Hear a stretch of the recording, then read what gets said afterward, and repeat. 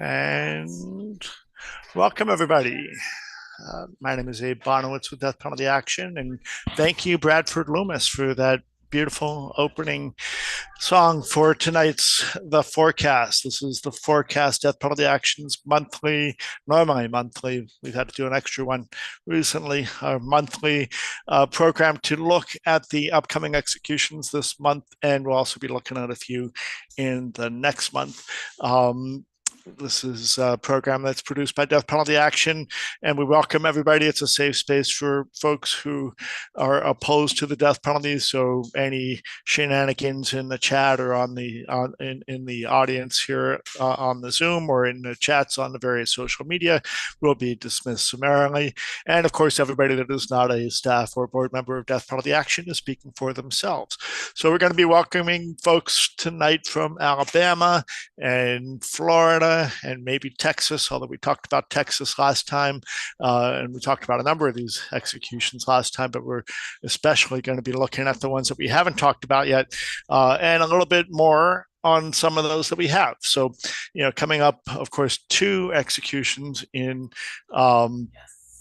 Florida so far. We've got 2 on the menu, if you will, in Alabama, and that's what we've got. And then, of course, Texas here this month. So let's see if we are still waiting for our folks from Florida. So let's go ahead and start with Alabama and Esther Brown.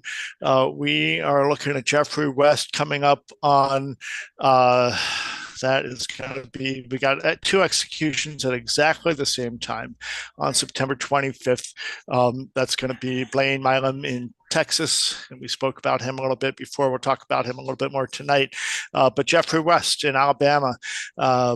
Esther, please introduce yourself a little bit more. I'm going to just say that you are the outside coordinator for Project Hope to abolish the death penalty, the state anti-death penalty group in Alabama, and a terrific leader and shero, if you will, in your own right. We're grateful for your presence here tonight, and we thank you for sharing with us a bit about Jeffrey West, and we'll also talk a bit about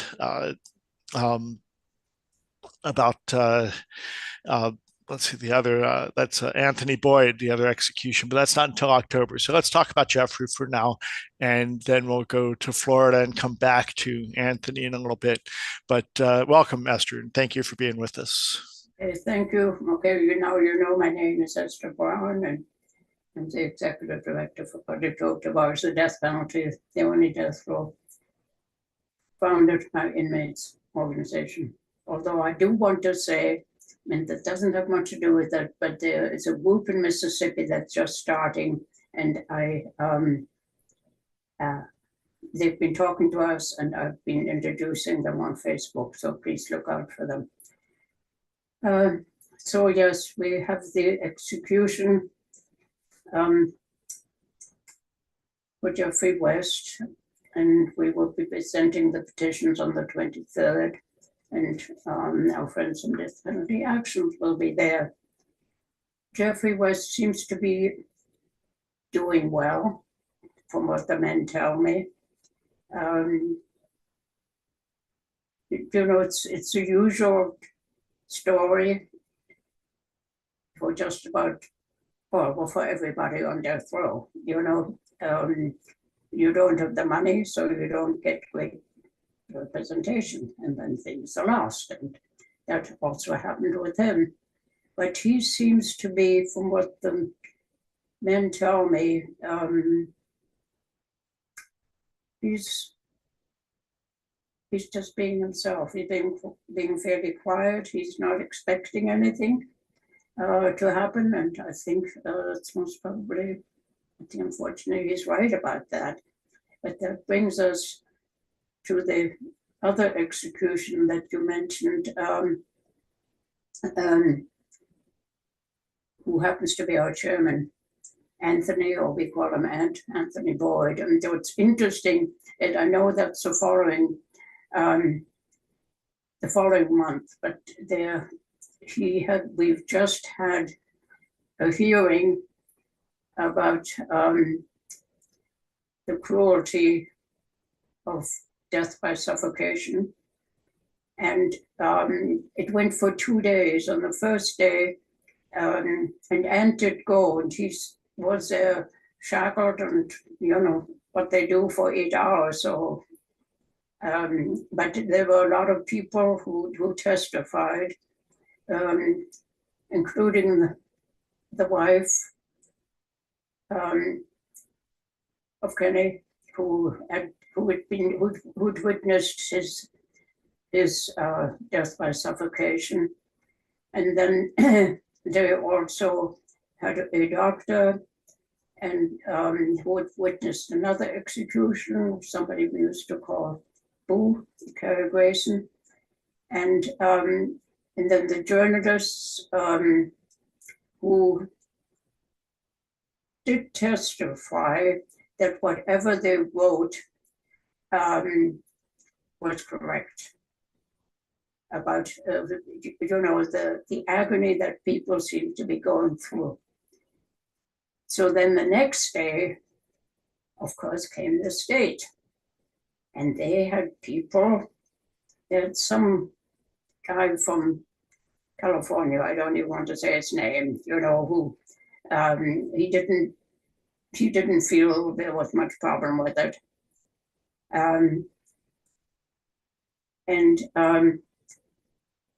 But then they had people from the Department of Corrections. They had the warden, and they had the head of corrections, and another warden from the prison sort of opposite to it, who was then apparently leads it, and said, yes, they had seen the movement, but yes, it was absolutely fine. I'm not sure how they can tell, but at the same time, of course, one has to understand, you don't bite the hand that feeds you. These are employees. Are they going to say it's not all right? So, so we don't know the outcome yet. But I think they were given a date by which time they have to file whatever else they're going to file. And that is where we are. And of course, for us as an organization and as our chairman, it's a difficult time. I mean, it's because they keep coming. They keep coming. But I don't know. Have I said everything? And of course, we appreciate death penalty action. They're going to be there. We have already talked about that. And then, and spiritual advisor, Reverend Dr. Jeff Wood. And we're going to see some action in Montgomery. I don't know, should I talk about this, Abe, at this point? Sure. And I want to Yeah. invite Jeff if you got anything to add to about the hearing.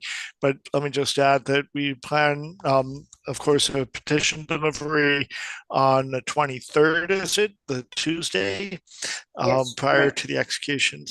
So you've got the link to the petition in the chat and in the comments on the social media streams.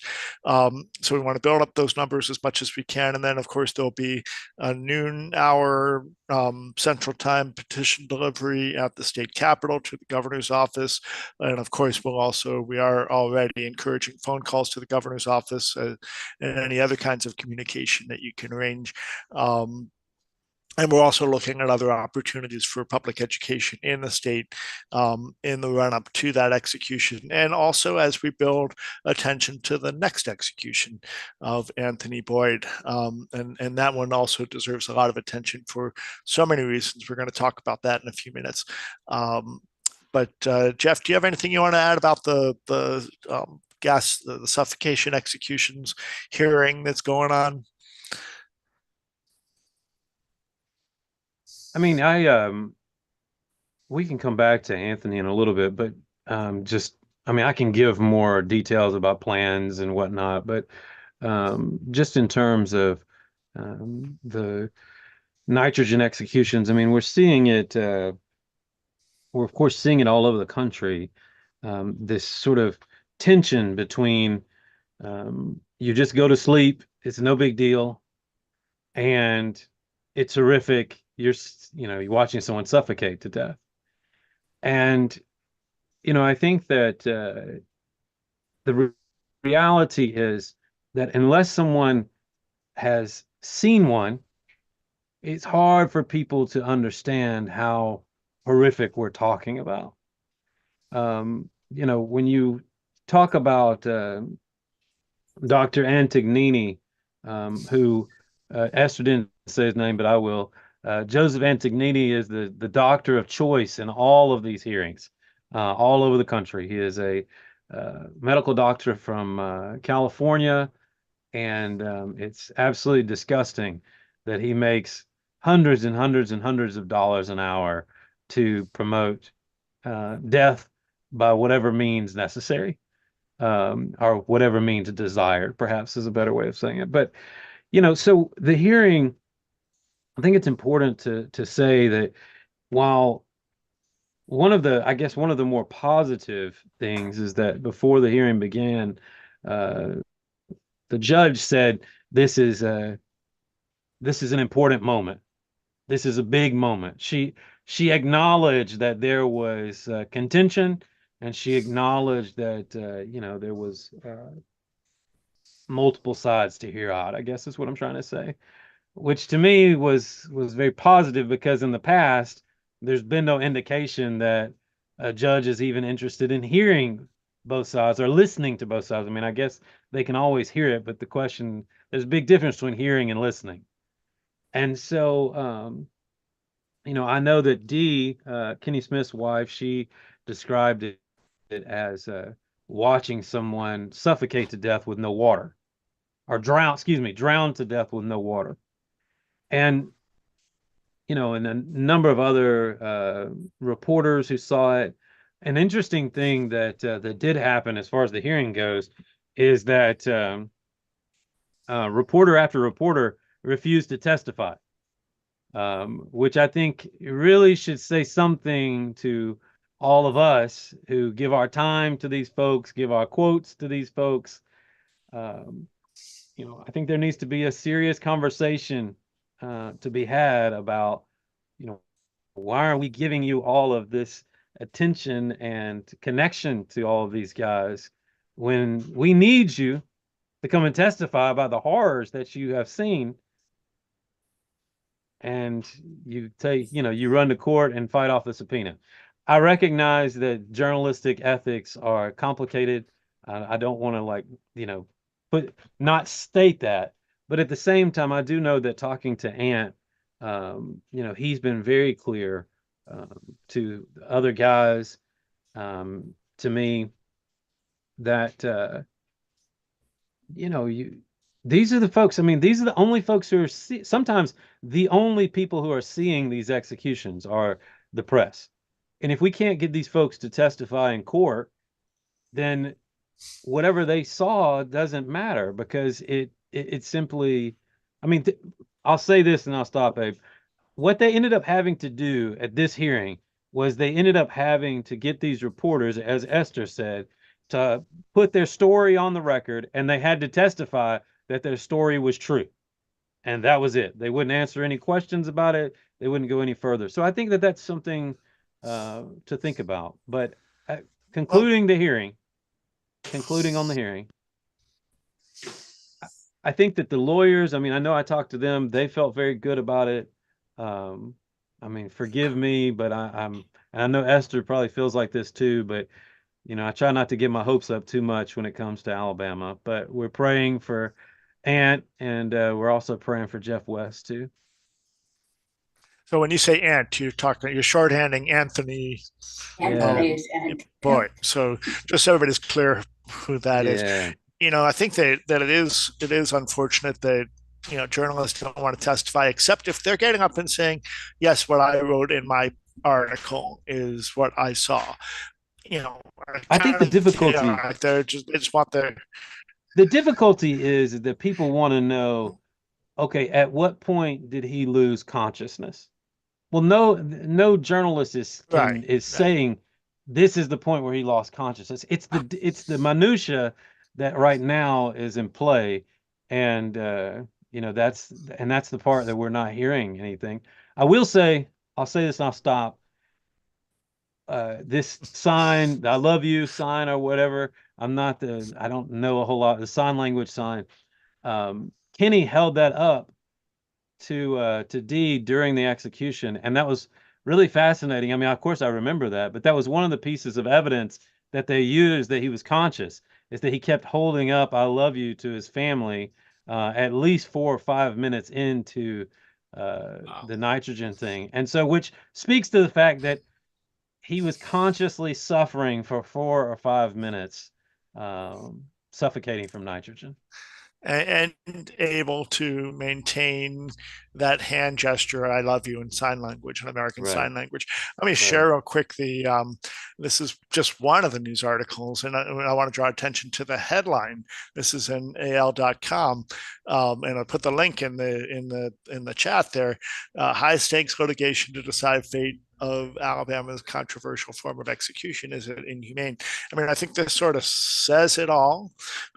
Also, kind of excited just to see Charles here with Carol Carol Fraser. I mean, so they're using an image from our action in Detroit when we took the mother of Demetrius Fraser to beg for the life of her son to the governor of Michigan, actually, without getting too deep into that, just to say that the governor of Michigan could have ordered that prisoner back to Michigan to serve out his life term, and she let it go and let him be executed. And there's a whole story behind that case. But they used this image to to illustrate this particular article.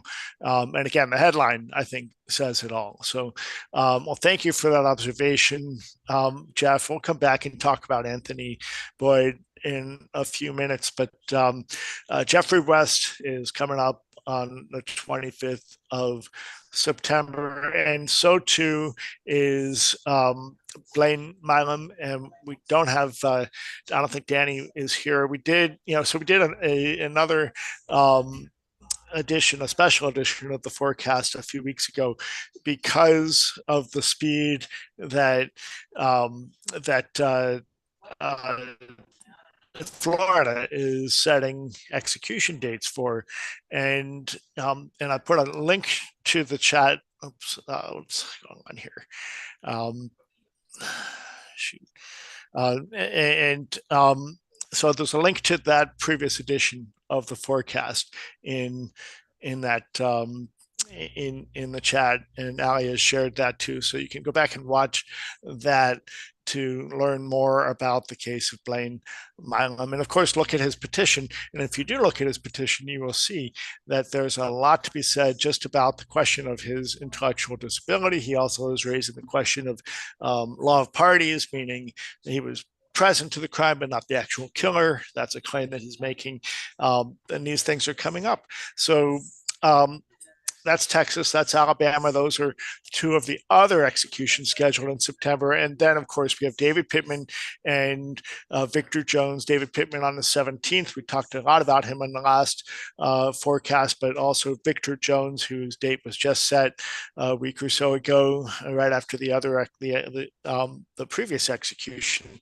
So with us to talk about that is Grace Hanna, the an organizer for Floridians for Alternatives to the Death Penalty. Welcome, Grace. Thanks for joining us again. I'm sorry you had to be with us again so quickly. Thank you, Abe. And thanks for having us and letting us talk a bit about what's going on in Florida. Actually, while literally right as I was logging on, I was texting with Bridget, one of my colleagues, and she just did some math, and we found out that in Florida, since the first execution of this year on February 13th, we have averaged an execution every 19.1 days, which is pretty astounding. That, some of them have had as short of an interval as 9 days between executions. And so we really have been going at just like a breakneck and unprecedented pace.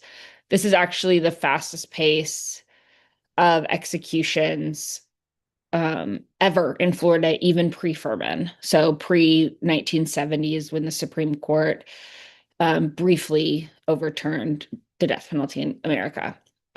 So like Abe said, my name is Grace. I'm an organizer at Floridians for Alternatives to the Death Penalty. We are a statewide group that works to end the death penalty in Florida, as well as to support the efforts of those on the row and those facing execution. So like you said, we have 2 upcoming executions. I expect that we will have another warrant in the next week or 2 for another one. But David Pittman is scheduled for execution on Wednesday, September 17th at 6 p.m. This is our first Wednesday execution of the year, so that was a little bit odd.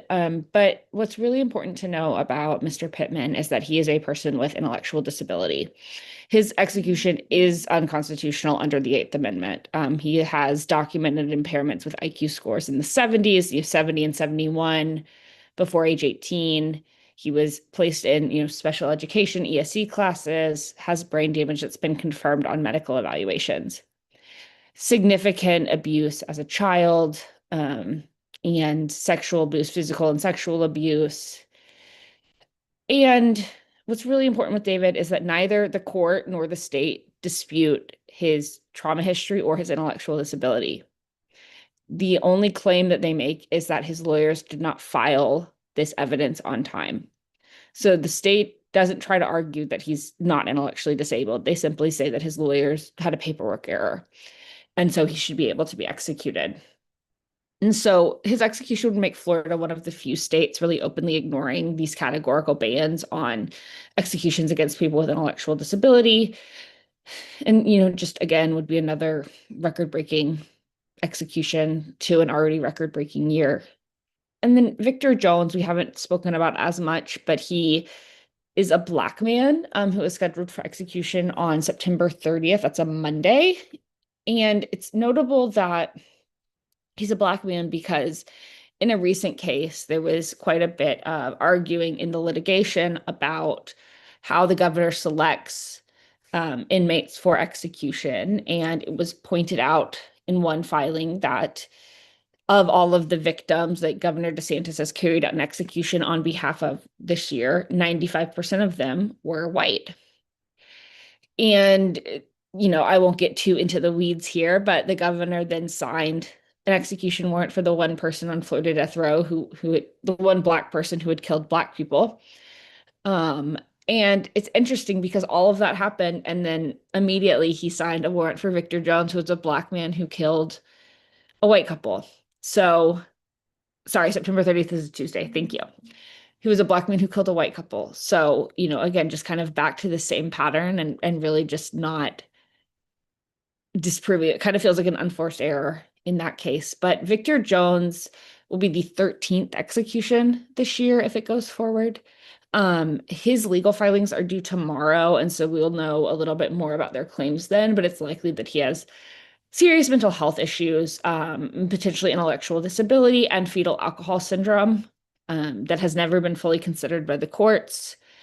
He also has an ineffective assistance of counsel claim and was sentenced to death by a non-unanimous jury, so attended to jury vote at one point. And so Florida, we are one of the only states where we can actually sentence someone to death by a non-unanimous jury currently. But I think what's really important to know about Victor Jones is that he is yet another person on Florida death row who attended the Dozier School for Boys, which is a state-run reform school that was in Marianna, Florida, which is just a little bit west of Tallahassee. It operated from like 1901 to 2011, I believe, and there's significant physical and sexual abuse that went on there to the extent that the state of Florida actually formally apologized to all of the students from Dozier School and began compensating the survivors of the school, including Mr. Jones. Mr. Jones received compensation for his time at the Dozier School, and then an execution warrant was signed for him. So that's pretty astounding to me. I don't know if they didn't realize it or if it was intentional, but that's remarkable. I encourage everyone to read The Nickel Boys and We Carried Their Bones. It's 2 books about the Dozier School. They're really just absolutely astounding. And I guess last thing I'll say about Victor Jones, sorry, I'm a little bit scattered tonight, is that during his arrest, he was shot in the head. And he has, I know, as a result of that, he has a metal plate in his head. And one of the guys on the row was telling us about him and said that he, on hot days, which there are many of those in Florida, when they have time in the yard, Victor has to be really careful about spending too much time outside in the yard because the metal plate in his head heats up and will burn him. So just to situate, this is the person that we're doing this to. And this is, just yet another case that's not going to bring anyone back, from that. It's not going to undo the crimes that are like unarguably were horrible, but is going to create a lot more suffering. All of this is incredible. Yeah. Grace, but I mean, that was me whacking my head when you said that. So there's something like 30 people from the Dozier School that have ended up with death sentences. Some of those have been overturned. Is that the right number, 30? Let me find the article. It's a crazy number. Yeah. Yeah, it was at least 30 people, if I remember correctly. And we executed somebody else from that situation just a few months ago, earlier this year, I think it was. And just that Governor DeSantis isn't even cognizant of this is crazy. So Grace just put a link to the Marshall Project report on this, and go ahead. At least 34. 34. Wow.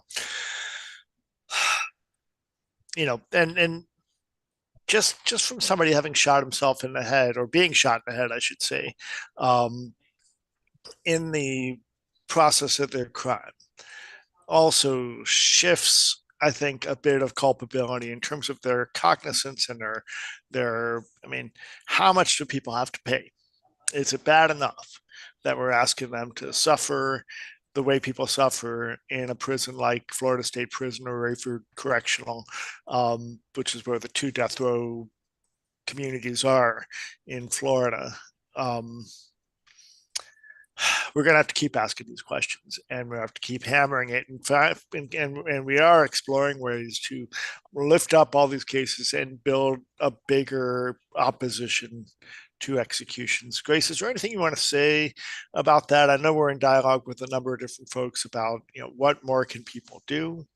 We're talking with Father Phil about expanding and broadening and getting more churches to so Lourdes, Our Lady of Lourdes Catholic Parish in Daytona actually sends a bus of people and picks people up along the way to the prison to build the presence outside the prison. They run a program. Those of you that have been on our virtual vigils see that.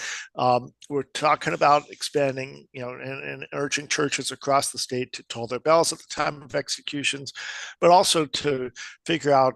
I was on the phone with Suzanne Bosler earlier today, who's going to be speaking at one of the parishes in St. Augustine in a couple of weeks. And and she's going to be talking about, what are things that y'all can do? Toll your bells, get on a bus. And if you can't get on a bus, send some money to Father Phil so he can keep paying for this bus. Because usually they've been talking about 2 or 3 or 4 executions a year, and now it's 2 or 3 a month. And it's getting really expensive. So that's Our Lady of Lourdes Parish in Daytona. If anybody's got $1,000 for an extra bus or two, because that's what it costs to bring to rent a bus and bring people to these demonstrations. But that's what we have to do, is turn up the heat and create more people, more pressure, more presence around these executions. Yeah. Grace, what else can people do to be helpful to FADP, others who are focused on this? How are the lawyers doing? Yeah, I think what you said, we love Father Phil. He's just an incredible human. And it's been really cool to see at each execution, the crowd of the crowd of folks there in opposition has grown bigger now. I think that the Diocese of St. Augustine sends a bus as well, and a few other churches. And so it's been really cool to see that grow, and I hope it continues to. But yes, I mean, certainly we ask that you sign our petitions. We ask that you call the governor's office, and at least make it inconvenient for the staff to carry out an execution. I think Abe says like no business as usual on an execution day. They should at least be answering the phone and having to hear someone asking them to stop the execution as often as possible. As we are heading into the legislative season, we're about to start committee weeks. I can't believe it. There will be certainly lots of actions around that because I'm sure that our legislators will find yet another way to create some horrifying law about the death penalty. So stay tuned, sign up on our website for our email actions and follow us on social media. We will certainly be sharing all of that. And I think just supporting this work, whether that's your statewide group, whether that's Death Penalty Action, whether that's us here in Florida, it does take money to do this work. In Florida in particular, we do a lot to support the families of people facing execution. And I'm hopefully going to be writing about that some in the coming weeks. But I think it's been a really powerful part of this work for me. And it's, expensive to bring people from across the country for their final visits with their loved ones. Our process in Florida is really terrible. We don't have a meaningful clemency process. And so someone, finds out that clemency was denied when they're being taken to death watch. And so it's about a 30-day period of rushing to execution. And it's a mad dash for everyone. It's a mad dash for the lawyers. I think I saw in a filing that their time to respond to legal claims is down like 30% now because of how quickly we're having executions. So all around Florida needs all the support we can get, whether that's just encouragement or finances, or if you're in Florida coming to a vigil, we have a vigil for every execution. Please find one or come to the one online if you're not near a vigil, or you can have your own vigil. Feel free to email me, grace@fadp.org, and we'll help you get that set up. We love the little pop-up vigils from around the state as well. So just get involved and keep your eyes on it. Don't look away from it. Indeed. Thank you so much. Yeah. Grace, we really appreciate you being present tonight and staying so in tune with these things and especially having to jump in. You mentioned, the expense of helping people get there to see their loved ones before their loved ones are killed and to be present to the hearings if that's even possible. And there's so much more that's happening and just how you're staying on top of it. We applaud you and everybody else at FADP and everybody else that's working on these cases in Florida. So thank you. Thank you. And thank you to all of you who show up every month and listen to this. It's important. Yes. We're going to, I want to shift gears just for a moment here and invite Charles Keith to bring some thoughts that he was sharing with me earlier today that I wanted him to bring to us tonight. Charles Keith is the Impacted Communities Liaison for Death Penalty Action, and by the way, also we've got some other special announcements for upcoming programs that I know Grace is a part of, and others that we'll be hearing about too. And we have a special guest to talk about one of the cases coming up in Missouri. A couple people, so that's coming. But first, welcome Charles Keith. Wow, I was talking to a few people the other day, and they were asking me, "What is it that you do?" And I had to take them back to what I considered some serious abolition work when we were, working with the Melissa Lucio case. That was actually one of my first cases working with an organization. Before that, I had to do that all by myself. But going into the Melissa Lucio case, digging in, finding information that was valuable to her and the media, getting involved with the family. I mean, it was abolition work like you wouldn't believe. But I saw the cost. I seen the signs. I seen the traveling, the transportation, the motel rooms. I seen everything, how we had to accommodate that family. I says, wow, this is true abolition work.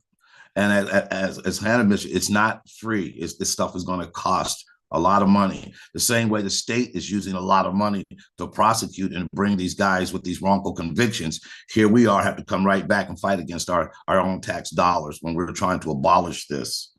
September 2nd, my brother gave me a call. That was his anniversary date that he was taken off of death row quite some time ago, maybe 16, 17 years ago. And he thanked me. And, that ripped my heart out because that case almost killed me. It literally took me out because I always had to keep my mother involved. I had to always tell my mom. And that's one of the hard mom's sitting right by your side. And me being her son, it was one of the toughest things I had to do was sit there and had to report almost daily to my mom till the very last end. When we got that phone call, like I said, nobody wanted to answer that particular phone call. So, you know, the stress, the things that this death penalty is putting on families. And again, I saw what it did to my mother. It literally deteriorated. You know, my brother, all that. She's already, I mean, she's beat down something awful. And we were talking about the value of life, you know, in the death penalty, especially in the South. You know, we keep seeing stuff pop up in the South, in the South, in the South. And when you look at the history of these states and killing people, and you know, and just the lack of any type of compassion, no matter what the abolitionists say, no matter what the families say, no matter what the victims say, they still are going straight forth to kill somebody. And I don't understand that thirst to kill. And that's what we're seeing here. We're not seeing justice. Absolutely. And we all know we're not seeing justice. We're seeing murder right in front of our faces, and we're witnessing it. As Dr. Jeff Hood said, you know, you got to see one of these things. You got to get in there and get death touching you. You got to get it dirty. You got to get to the point where it's almost killing you before you really understand how it feels. Because every time I talk about this, I thought I would only be having to fight for my brother. And I fought since 1994, 30 some years I've been fighting this. And I thought once my brother was clear, I'd never have to do this again. And here I am fighting with death penalty action. And I've been to 250 executions when I had planned to go to none. And it's unbelievable. It's just unbelievable. I went from that one to so many, and watching these bodies, watching these men die like that, to have that many kind of executions in our own country. There's enough bodies now to almost call that a mini war. That's a war we're out here fighting. You know, the vigils, the funerals. I mean, this whole thing is just running people crazy. And you know, I was telling him, I said, well, let me tell you what Kevin accomplished while he was on death row. He didn't just lay there, as a lot of those guys didn't. You know, that's where you get to change, you get to reform, you get to show a person a reason to not kill you, a reason to spare your life. And they totally negate all these reasons. It's just like, hey, once they say you're executed from day one, that's their mindset. No matter what you do, no matter what the families come out, no matter what anybody does. So, you know, it's telling me that we got a serious uphill battle fighting the death penalty. We're going to need all the help we can get, financial, spiritual, religiously. I mean, everything. I think it's going to take this country, those states that have the death penalty, those states that don't have the death penalty. I think it's going to take us all, because we've gotten sick of this. And, you know, to keep coming back and coming back, we got to get some victories in here. Again, Melissa Lucio, Rodney Reed, you know, Julius Jones, none of these people got executed because we got the information, we got it out there. And I'm almost to the point where we may have embarrassed them. We may have embarrassed them with the way we come up with that information and got it out there. And it was right on time, right on point, right in there with us. And I said, that's abolition work. You know, so we have got in there and stopped some of those executions. We are making some strides. So, you know, I don't want anybody to sit there and say, well, you know, we're not getting anywhere anyway. We're not doing this and we're not doing that. For me, doing this for 94 years, and they're sparing my brother's life, I knew for me to get involved, it was worth it. It was worth everybody to get the same opportunity that Kevin Keith got to save their life. And that's what brings Charles Keith here. The fact that they spared my brother's life, it showed me that there is a chance and there is an opportunity to save somebody's life. Maybe not everyone, but we can't give up. We have to keep trying, because you got to remember, the name of this game is to abolish it. So that's where we're at. We may not save every life, but damn it, we can't give up. We've got to abolish these things, or it's going to go on forever and ever and ever. So unified thing is not Florida, it's not Alabama, it's not Tennessee, it's not Texas. This is our country. And to do these things separate, I think it takes away our strength. We're going to have to start doing this together. This is Alabama coalition, Florida coalition, all these coalitions together to get this bullshit out of our country and stop the killing of American people. Amen. Amen, brother. Thank you for bringing it.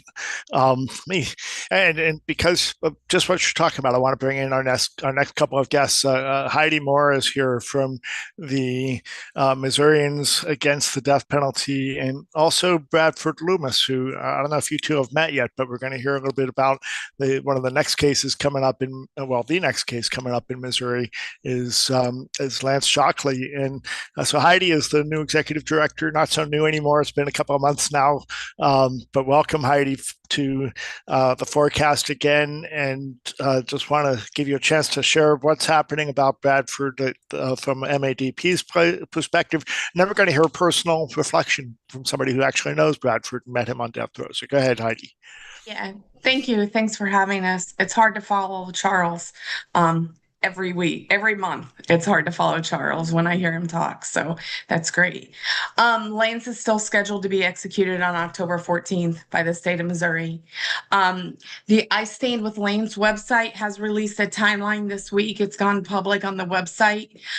So anyone can sit and study about how tight the state's argument really is by sorry, hang on, sirens are going through. I'm downtown.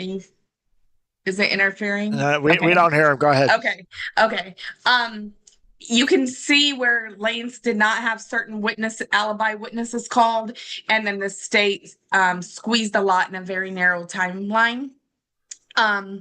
Including saying he had lied in wait for hours, and if Lance's witnesses. So the I Stand with Lance website, which is the legal team's website, and Gigi's been on before talking about that. The timeline's gone live for anyone who likes to study and get in the weeds on that.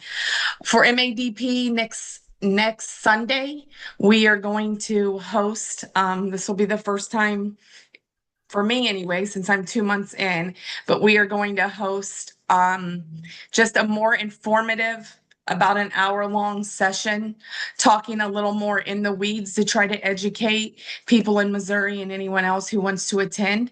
It will be more of a webinar format. And so I just encourage people, the email will be going out tomorrow. I scheduled it so no one would get confused since it's Sunday. But it'll be Sunday at, hang on, sorry, 4 Central, 5 Eastern, 3 Mountain, 2 Pacific. But you can register and hear us talk about some of the talking points if anything's happened. I know that there's a group in Columbia that's trying to plan a couple of events for this month. If we have any information, that'll be included. We'll be talking about the vigils that'll be taking place, and just some of the getting into the weeds that we're not able to get into on the forecast, because there's just so many cases across the nation that death penalty action's trying to cover for all of us. One thing I want to add real quick, sorry, and I was Thank in you, a Heidi. meeting last. Thank you. Go ahead. Was in a meeting last week, and so they were talking about Florida. Missouri and Indiana have the judicial loophole. Lance, although he requested a jury of peers in Missouri and Indiana, if that jury is not unanimous, the judge can come in and impose death, regardless of the breakout of the jury. Whether they're 11-1, whether they're 1-11, the judge can impose death or life without parole. Lance is one of those judicial loophole cases. The Marshall Project has written about that. His judge is now a legislator in the state of Missouri. But the other interesting thing that was brought up last week about Missouri, we don't have death row. Our guys are in general population at the prison. I was the parole officer at the prison. They are based actually at Potosi Correctional Center on their own behavior. So they can have general population cellmates. They have open access to programs. They are not locked down. We don't have death row. If someone doesn't behave right, they can be locked up all the time. Lance was in the honor dorm. He's still president of restorative justice, very active in the prison. And the moment he gets his death notice read, he is locked up, as if then he's in ADSEG, the worst housing unit, with the guys who are locked up 23 and 24 hours a day. He gets very little rec time. He does get his legal visits. But the guys in Missouri go from having this freedom that many other death rows do not have, to being locked up instantly as soon as that warrant is read to them. And I've heard that in other states, some people get to keep their job. They get to kind of keep that sense of normalcy after their death warrant. And Missouri is unusual in that way, I guess, because we are, we don't have an actual death row. So I just wanted to throw that out, as well as that added just disruption of their lives in a way when they've worked for honor status and good behavior, and they've been used to programming and doing religious programs and other types of programs. So thank you. Heidi, just real quick, I want to make sure people heard you correctly. In your previous job, you were a parole officer in the prison, working with people facing execution. You are correct. I was the parole officer at Potosi Correctional Center, which is where our death inmates, the men are where they live. I had the entire prison because they don't have a lot of parole hearings because there's the whole prison. There's like 900 men in total. Right now we're down to 8 men under a death sentence, 3 of which are not competent enough to stay in be executed, but all 8 are at Potosi. But I was the parole officer for the entire prison, including some of the men. I do not know Lance, but Vincent McFadden and some of the others. And I was there. I was the second person. They read the death warrant, and then I was the second person to go visit them. And Wow. I'd have to go up and talk. So, here you are coming from working for the Department of Corrections to now working to stop them from executing. So I applaud you and thank you. I want to share just real quick. This is the web page that we have. We put the link in the chat here, and this is where you can find out a lot more about this case. It's my internet's a little bit slow here where I'm at, but the link is in the chat here, and I think this is where we get to the timeline issue. At the top, it's its own page now. At the top, it'll say timeline. Yep, breaking the timeline. Oh, there it is. Okay, so good. I haven't had a chance to see this yet. Yeah, no, but okay, so this sort of spells out the issues, and this is important because there's not just this case is not getting the same level of attention. That's what we're trying to lift it up as. Also being scheduled for execution that week is Robert Robertson in Texas, who was almost executed last year, and that's the case that's getting a lot of attention from the Innocence Project and other big organizations in the movement.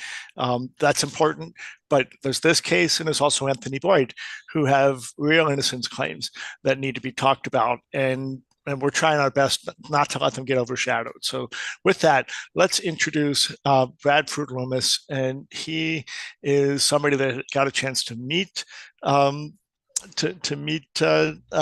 Lance, and he's gonna. Bradford, you're a little bit fuzzy here. I'm not sure if you can shift a little bit closer or something. You might have your background blurred or something. Weird. But anyway, welcome, Bradford Loomis, and we're grateful that you're able to join us on short notice. That's better. Great. So tell us a little bit about yourself and how you come connected to this, and then we're looking forward to hearing the music that you've written. Yeah, well, I'm a touring musician, and I was coming through Missouri, and I was looking for a show, and there was a volunteer with the chaplaincy at Potosi Correctional Center that offered to help me jump through the hoops to be able to play at the prison. And so I agreed, and I'd never done anything like that before. And she cautioned me on the way there. She told me, today you're gonna meet people who have been found guilty of a variety of things, everything from murder, child molestation, rape, whatever. And you're gonna meet some men on death row. And so I was kind of thrown off by that. I didn't really understand why she was telling me that, because she also told me, I'm not going to tell you who did what. And so it was a pretty profound day. I got to go about 2 hours early and get a behind the scenes tour of the entire prison. There's just the one wing that Heidi referenced, that Lance is in right now, that I didn't get to visit, but everything else, I got to meet a bunch of the gentlemen. That's where I met Lance, was at Potosi Correctional Center. And so it was a pretty profound day. I'd never really seen the penal system from the inside. And fast forward a couple of years, I was coming back through, and that same volunteer said, "Hey, what are you doing tomorrow?" And I said, "Nothing." And she said, "Well, Lance, one of the men you met on death row, he has an appeal case for his hearing. So would you want to go?" And so we got up at 5 o'clock in the morning, drove all the way to Van Buren, and went in and sat in on the appeal case. And keep in mind, I still didn't know what Lance had been prosecuted for. I didn't know any of the details of the case. And over the next 5 hours, as we watched, all of my preconceived notions about the American justice system just crumbled away. Learning there was no physical evidence. There was super sketchy eyewitness evidence that was very much in dispute. Almost no evidence that could possibly link him there. And they still gave this man the death penalty. I was blown away. And so it was utterly life-changing. I couldn't ignore that. And so over the course of the tour, I realized why Kelly told me what she did when we were first going to that prison, because she didn't want me to see the men for the things that they had been convicted of. She wanted me to be able to see their humanity. And that utterly floored me. Because for me personally, we're always more than the worst thing we've done. And that's if we've actually done it. And so it's real easy to have an opinion on something when there's nothing at stake for you. But after that, seeing the humanity of the people involved, I am fundamentally changed and opposed to the death penalty now. And doing pretty much everything that I can do to be able to get notoriety. I wrote this song about Lance. I filmed multiple iterations of it. I've done a TED Talk about this whole situation, trying to get as many eyeballs and ear holes on the situation that we possibly can. So thank you for highlighting this. Of course. Can if you wouldn't mind, just share just what the key words of the lyrics are here, and then give us your tune, please. Yeah. So the chorus, it says, "Tell me your story and I'll tell you mine. We'll sing them like a song about how love just wasn't right. I've been waiting on my heart like it's hard to find. I'm so tired of giving up one breath at a time." So I heard about Jesus on the radio, and I was humming along like it was a song that I've always known. I can never get past my circumstance. I'm a recidivist with a desperate wish for one last chance. But if I could hear you breathing just this once, if I could hear you breathing just this once, so tell me your story and I'll tell you mine. We'll sing them like a song about how love just wasn't right. I've been waiting on my heart like it's hard to find. I'm so tired of giving up one breath at a time. I know it's hard for someone to change, but the promise we made is like a crowded parade I just can't escape. And I've never known what it meant. I've got nothing to give, just this moment to live, but maybe that's well spent. But if I could hear you breathing just this once,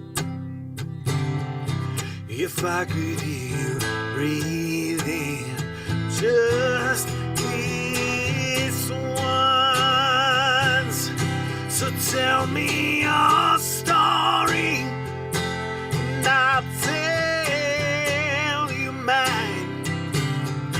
We'll sing them like a song about how love just wasn't right. I've been waiting on my heart like it's hard to find. I'm so tired of giving up one breath at a time. I swear I won't stop now. I'll push on through when I don't know how. I'll bury the only in the ground. I'm never giving up. I won't quit now. I've not had enough. I'll drink it down, this bitter cup. So tell me your story and I'll tell you mine. We'll sing them like a song about how love just wasn't right. I've been waiting on my heart like it's hard to find.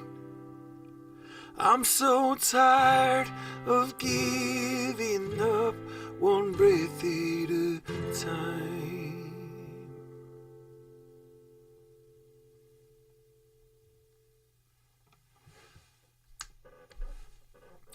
Well, that was beautiful. And thank you. And really, this is, Bradford, what you're doing is just an example to everybody. We're getting caught on fire about this issue. Yeah. And then instead of putting it on the shelf, we're putting it in your back pocket, you're putting it front and center. And that's an example to all of us and to everybody in whatever community that we have to, if we've seen injustice and we don't do something about it in a way, we're saying it's okay. And you're saying it's not. And to the extent that we can help lift you up even more, that's what we want to do. I think your platform is probably bigger than ours, but we're going to work together to keep raising a fuss about this. We've also been connected a little bit to Lance's at least one of his children, Summer, and I think she's working with Shane Claiborne and Red Letter Christians to get a blog post out. We'll see how that goes. Not sure what else is happening, but it's really on all of us to shine a spotlight on every single one of these executions, but especially if we can stop an execution, especially if there's a real chance that this person is innocent, which seems pretty clear in this case. We've got to do everything that we can, and we also have to work on making sure the rest of the movement is picking it up and saying, hey, everybody, we got to work on this one too. So if you can, anything further you want to add? Well, I just wanted to let Heidi know if there's anything she needs in highlighting any details about Lance. If I can help in any way, please let me know. Sure. Maybe Heidi can have him on your program next Sunday if there's space. And then, we'll keep talking and figuring out what else can we do. So thank you very much. And if you can stick around, we'll have you do a closing song tonight if you've got a little bit more time. We're almost done, but we're gonna let's just see if I made a big mistake and somehow hit the wrong button and ejected Jeff Hood.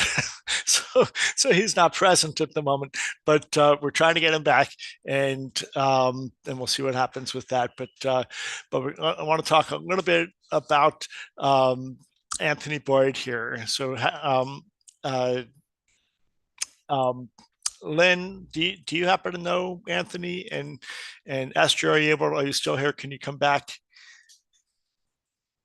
I don't. I've never met Anthony. I just I feel a connection because of his leadership and voice in On the Wings of Hope. I read him religiously and have been moved by his voice and his leadership through the years. So, On Wings of Hope being the newsletter for Project Hope to Abolish the Death Penalty, which is written on death row. Project Hope to Abolish the Death Penalty is the organization, and Anthony is the board chair of Project Hope to Abolish the Death Penalty. So, Lynn, I brought you on, of course, because you, until very recently, were a member of the clergy in Alabama and always very present around the Alabama stuff. And you've been on death row in Alabama. And in any case, we're going to be talking a lot more about this case too. Reverend Dr. Jeff Hood, of course, is Anthony Boyd's spiritual advisor. I've also been chatting back and forth with several other people, including Anthony's brother, Sylvester. He wasn't ready to come on tonight, but we're hopefully going to be hearing from him soon. And in that case, Jeff has outlined a bit of a plan. They're shining a spotlight on the whole question of the gas suffocation executions. Of course, Anthony is the plaintiff in that lawsuit that we were talking about earlier. And, so we're going to see where that goes. Maybe that'll hang things up.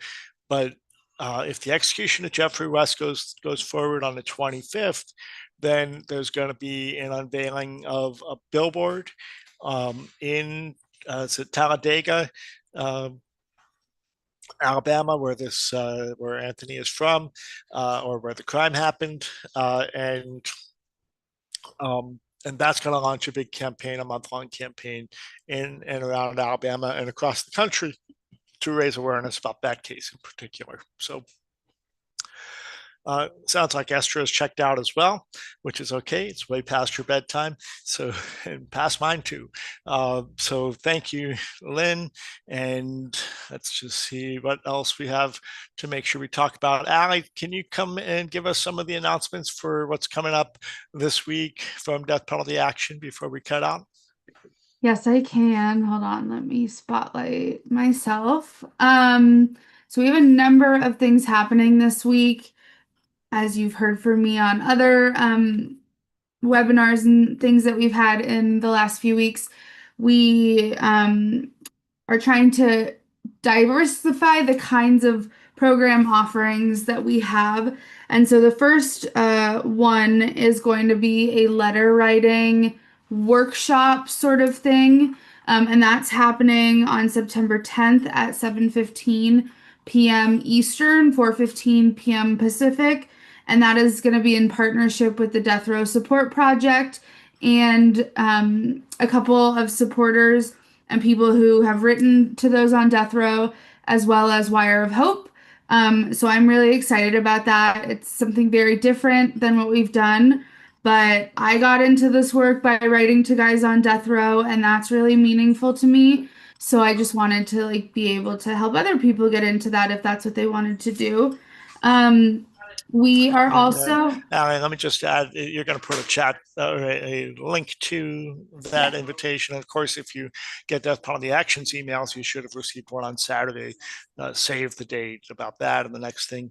But I also want to say I've probably had a dozen pen pals over the years, and I'm a horrible pen pal. I admit it straight up. I could do much better, but people really, if you really want to get to know this issue and get to know the death penalty, then writing to a prisoner on death row and just giving them a window to the outside world and hearing what they have and being back and forth with them on a regular basis is probably one of the most powerful things you can do to build your own commitment even if the relationship doesn't work out, it's a lesson learned. And I know there's a bunch of people that are in the chat here who have done this over the years. And I'm just grateful to say that not one of the people that I had a pen pal relationship with ended up getting executed. Many of them have died just of other causes or been removed from death row. But so far, none of my pen pals have been executed. And the longest one has been Anthony Apanovich. He's been on death row in Ohio more than 37 years. Absolutely innocent, was freed for a bit with an ankle monitor. Anyway, it's just something to really check out. This is going to be a real powerful opportunity to understand this issue a little bit more, what it is to be writing. So sorry to hijack that, Holly. I just wanted to add my little bit and encourage people. That's Wednesday, the 10th at 7:15 p.m. Eastern time. Correct. No, that's totally fine. I'm glad that you added that little bit. But oh, there we go.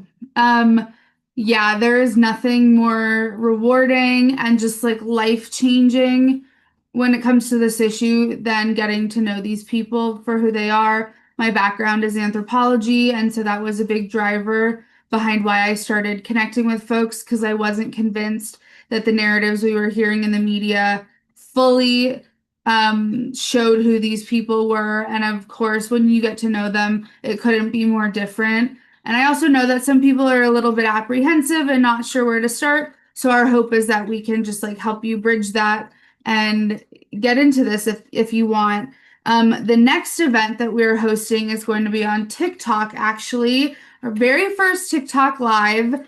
And it is going to be on September 16th at 6 p.m. Pacific, 9 p.m. Eastern. It's going to be with one of our supporters from Alabama, Sarah. She has a really big following on TikTok and has offered to have live with us. And so the next link I'm going to be putting in the chat is a link for you to submit any topics you want us to cover. The theme of that TikTok live is busting death penalty myths. So any issue that you specifically want us to cover, feel free to sign to, oh no, hold on. I put the wrong link again. Feel free to put that in the Google form that I am putting in the chat. There we go. And then something else that's really exciting. I don't have an exact date yet, but it's probably going to be here in the next 2 or 3 days. We were invited by folks that are, I'm not even sure what to call them. They're a group of folks that got together and were concerned about Luigi Mangione and all of that that's playing out right now in New York. And so just to tell people, Luigi Mangione is the guy that shot the healthcare executive in New York City, and well, allegedly, and is going to be on trial for his life because the attorney general has decided to seek the death penalty for him under the federal death penalty. So that's created a lot of hubbub, and his next hearing is coming up in it's on the 16th, correct? Yeah. And so there's a group of people that got together and they are using a platform where you can buy books that directly support independent booksellers, while a cut of that is going to help whatever social issue is important. And so we have a curated list. They invited us to curate a list for them. There's probably like 15 books on it. And some of the books are ones that you recommended to us over the last couple of weeks. So that's probably going to go out in a couple of days. It's going to benefit his legal defense. And of course, if you are in New York City or anywhere close to New York City and can stand outside with a sign for what's happening on the 16th, we would also invite that, and feel free to email us if you need signed files or anything. So I think that we have a guy in leadership, Bill Dobbs, on the ground there in New York City, who has a stack of signs and will be present outside the federal courthouse where that hearing is happening. And we're looking for people who are in New York City to go and be a part of that crowd. We don't normally get this involved in cases that are not even gone to trial yet. But because there's so much attention to this, and there's another case in Florida that a lot of people are paying attention to. So we went ahead and started up a petition, and people are signing it. And that's giving them an entree into the movement and the bigger picture and the ongoing executions, even as they became attracted to this issue because of a particular case that is still just at the trial level, just having been convicted. So that's a part of what we're trying to do, is organize folks that are interested and bringing them in. Sorry, Allie. No, going. You're good. I'm glad that you corrected me on that. I did send flyers to the people that are organizing in New York. So they are also going to be passing out flyers of our petition for Luigi Mangione. And then we have a couple other programs coming up. They're not fully fleshed out yet, so I will refrain from talking about them. But just know that we'll be in touch quite a bit over the next few weeks with various programs that we're trying to set up. And there is one more we want to make sure you know about, and that is this Thursday, September 11th at 7 p.m. And Allie's going to put the link to that in. And that's a transitions Death Penalty Actions board. We have a new board chair that we want to introduce. She's already been on our board. She's a former staff person. That's Reverend Brandy Slaughter as our new board chair. And we've also brought on Denise Palacios, who was an organizer with us around the Melissa Lucio campaign in Brownsville, Texas. She's now an organizer and a lobbyist in Austin, Texas. And she has joined our board of directors to replace Reverend Sharon Risher, who is now our board chair emeritus, who has stepped down now that the focus on the federal death penalty and on the case, of course, of the man who killed her mother and two cousins is ongoing, but no longer in a space where maybe there's hope to get him off of death row because Joe Biden left him on death row. So in any case, we're going to be talking about that. You're going to be hearing from these powerful women who are part of the leadership structure, Death Penalty Action. That's on Thursday at 7 p.m. Allie, did I leave anything else out? Nope, I think that's it. I'm glad that you brought that up. I had every intention to bring it up, but there it is. The link is in the chat. Okay, and with that, I want to thank everybody for participating tonight, for joining us, and everybody that's watching either the recording or on one of the live streams. And now to bring us out for the night, we're going to, again, focus on Bradford Loomis. And thank you, brother, for bringing your beautiful talent to the space and take us on out. Thank you. It's an absolute pleasure. Thank you for the work you are all doing. I appreciate it. It's a long, uphill battle, it may seem at times, but this song is about keeping the faith, keeping hope alive as you fight against what seem like insurmountable odds. It's called Built for This.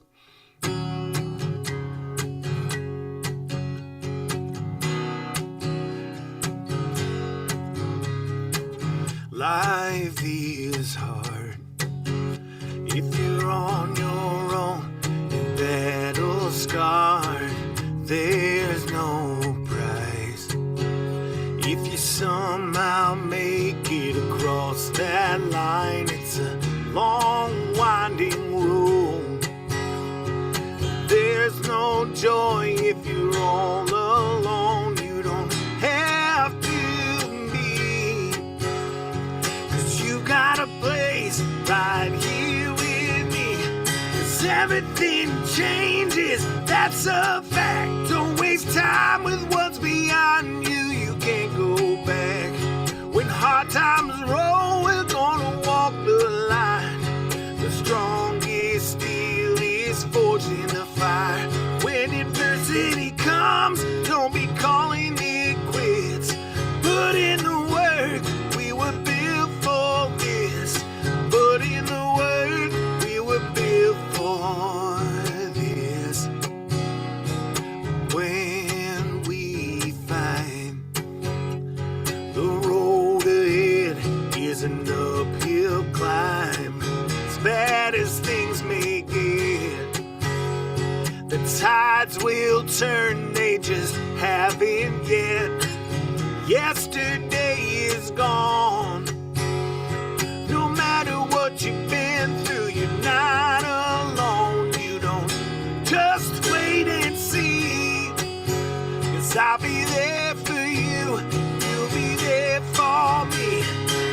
everything changes, that's a fact. Don't waste time with what's behind you, you can't go back.